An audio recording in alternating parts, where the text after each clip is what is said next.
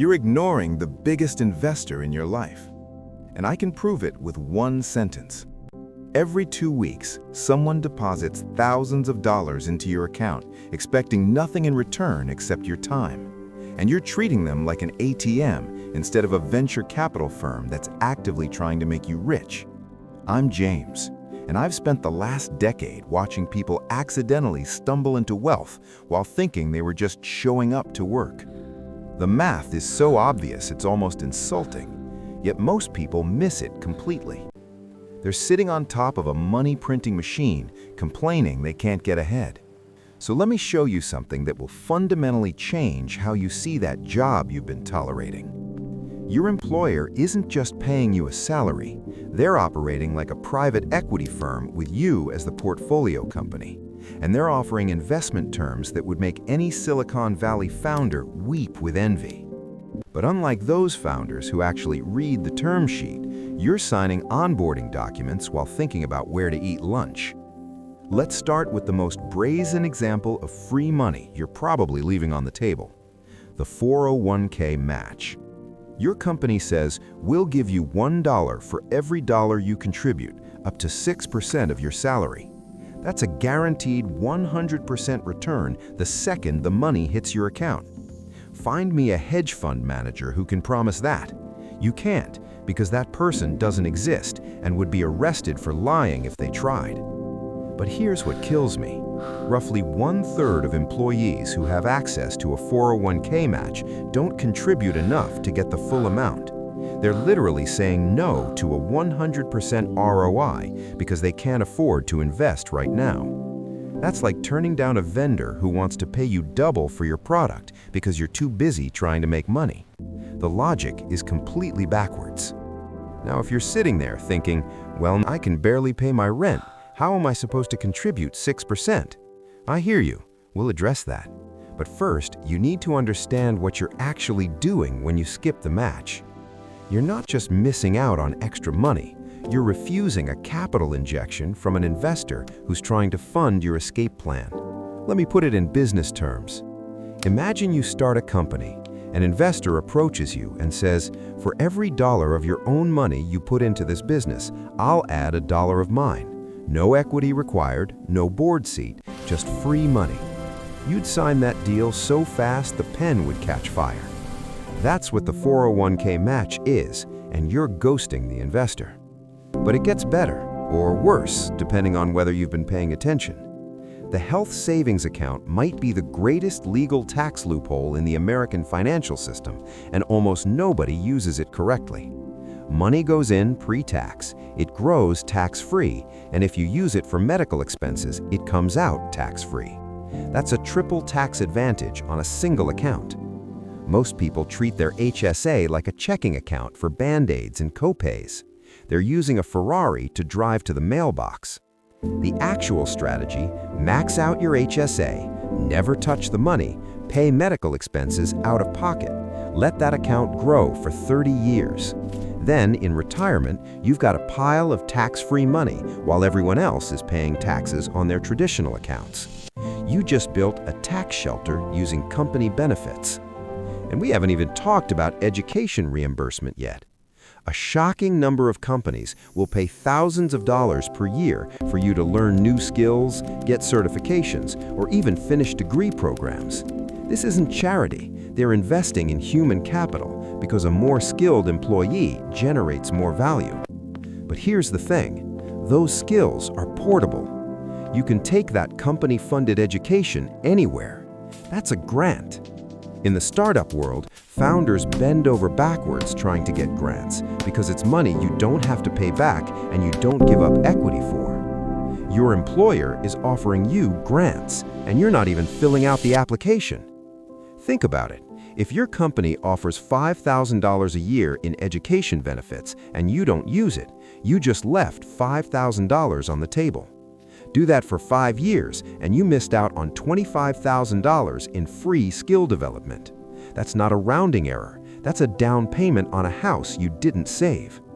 Now zoom out, because the literal benefits are just the foundation.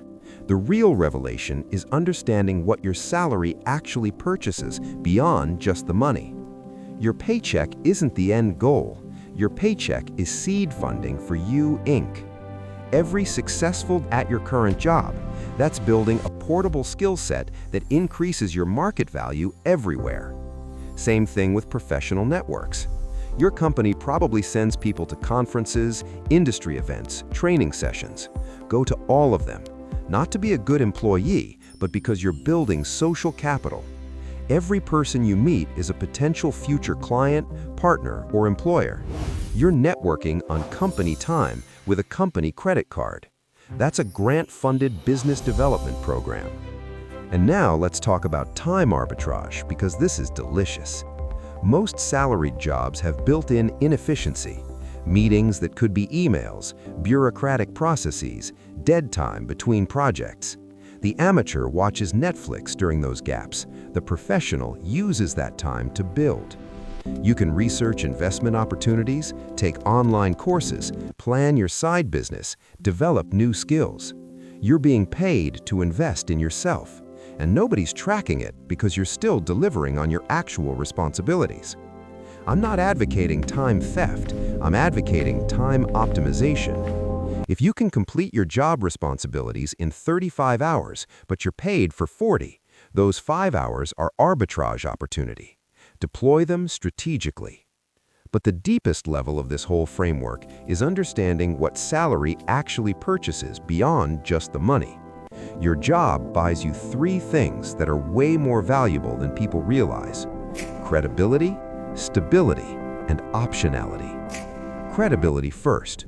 When you're employed, especially at a recognizable company, you have institutional validation. Banks give you mortgages, landlords approve your applications, credit cards offer you limits. You can make large purchases and investments that would be impossible as an unemployed person, even if you had the same amount of cash. Employment is a signal that unlocks doors. Use it while you have it. Stability creates runway. When you've got a predictable paycheck, you can take calculated risks with your invested capital. You can buy rental properties with leverage because you can prove income for the mortgage. You can invest aggressively in the market because you're not depending on those assets for immediate survival. You can start a business on the side because your living expenses are covered.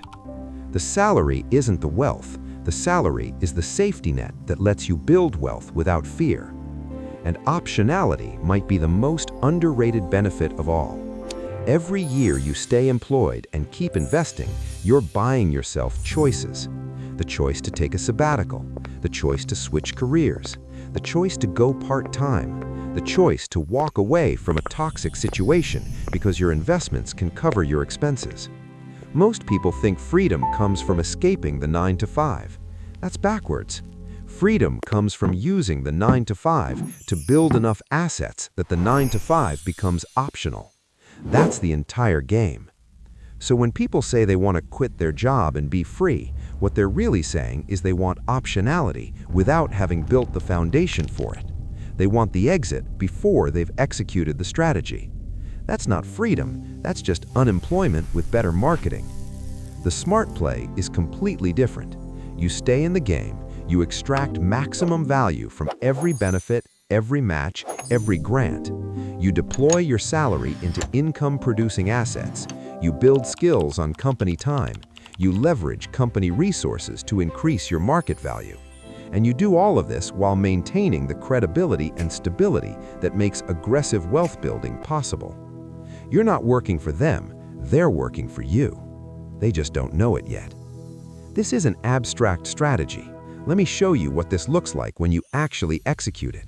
Because the difference between knowing this and doing this is the difference between theory and a 7-figure net worth.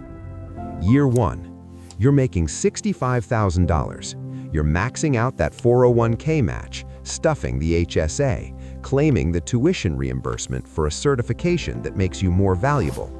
You're not spending the salary, you're spending what's left after you've captured every benefit. That first year, you might only bank $4,000 in actual savings beyond the retirement accounts.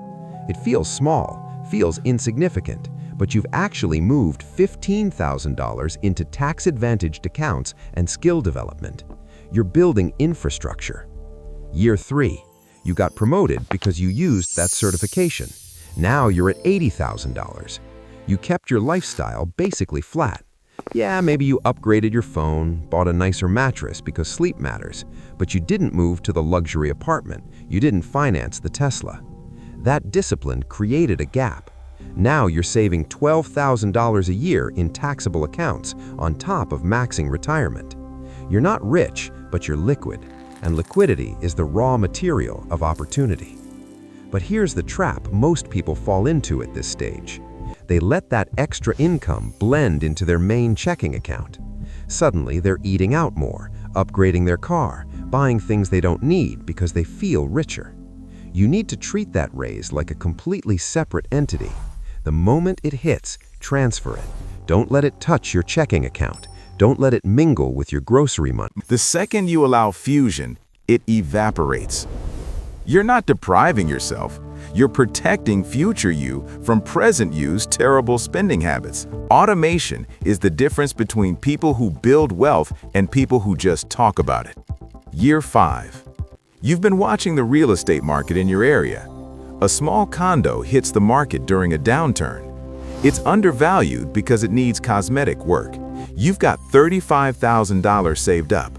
You put down 20%, finance the rest at a low rate because your employment makes you creditworthy, and you rent it out. The rent covers the mortgage plus $100. You just bought an asset using the credibility your job provided, and it's paying for itself. Your job didn't buy that property. Your job made buying that property possible. Year 7. The condo appreciated. You've been making extra payments with your raises while keeping your lifestyle in check. Now you've got $80,000 in equity. You take out a home equity line of credit against it and buy a second property. Now you've got 2 rentals. Your W-2 income is still your stability, but your net worth is starting to compound independently. Salary is the fuel, the assets are the engine. Now, maybe you want to speed this timeline up. This is where you have to stop being a loyal employee and start acting like a business closing a deal. Every time you switch employers, you're essentially closing one investment round and opening another with better terms. You're negotiating a new valuation for you, Inc. The people who stay at one company for 20 years out of loyalty are leaving millions on the table. Not because their employer is evil, but because they aren't forcing a renegotiation of terms. When you switch, you reset the cap table. You get a signing bonus, that's a capital injection. You get a salary bump, that's more runway. By year 10, you haven't just saved money, you've actively traded up to investors who offer better liquidity. Year 10. Your 401k has been growing at 7% annually with consistent contributions and the match. It's sitting at over $200,000. Your HSA, which you've been maxing and never touching, is at $45,000. You've got 3 rental properties generating $1,800 a month in positive cash flow after expenses. Your taxable brokerage account has $120,000 in index funds. Your total net worth just crossed $600,000. You're still working the same job, or maybe you switched companies for a raise and better benefits. But here's the thing, you're not dependent on the job anymore, you're leveraging it. This is when the psychology flips. Most people at this stage feel trapped by their lifestyle. You feel liberated by your assets. If your boss is unreasonable, you can walk. If a better opportunity appears in a different city, you can take it because your rental properties are managed and your investments are portable. You're not chained to the paycheck, you're optimizing the paycheck. Now, let's address the objection I know you're forming. This sounds great, but I don't make $80,000. I'm at $45,000 and barely surviving. Fair. So let's run those numbers. $45,000 salary after taxes, maybe $34,000 take home. If your company offers a 401k match, even a 3% match, that's $1,350 of free money annually. If they offer an HSA-eligible health plan, you contribute the minimum to get the tax deduction. Let's say you save $2,000 a year through strategic benefit use. That's $3,300 you didn't have before you understood the system. It's not retirement next year, but it is the foundation. The game scales to your income level. The principles don't change. You're still extracting maximum value from benefits. You're still keeping lifestyle inflation under control. You're still building liquidity. The timeline stretches, sure, but the math works at every income level because the math is about percentages and discipline, not absolute numbers. And here's what nobody tells you about this path. It gets easier, exponentially easier. The first 50,000 is a grind. The second 50,000 comes faster because your assets are working. The third 50,000 feels almost automatic because compounding is doing the heavy lifting.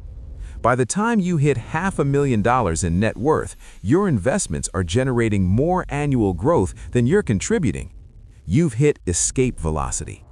The job is still useful for benefits and credibility, but it's no longer the primary driver of your wealth. That's the end game. Not quitting your job in some dramatic walkout, not retiring at 35 to live in a van. The end game is reaching a point where your job serves you instead of you serving it, where employment is a strategic choice, not a survival requirement, where you show up because the benefits are valuable and the work is interesting, not because you'll be homeless without the paycheck. Your employer thinks they own your time. Let them think that. Meanwhile, you're running a parallel operation where their salary funds your equity, their benefits build your safety net, and their credibility opens doors they'll never walk through. You're not their employee. You're an investor extracting maximum return from a corporate partnership. The real scam isn't the jobs underpay you. The real scam is that most people never realize their job is the best investor they'll ever have, offering free capital, tax advantages, and institutional backing. And they walk away from it chasing freedom they haven't funded yet. Don't be most people. Extract everything, build quietly, leave when the math says you can, not when your feelings do.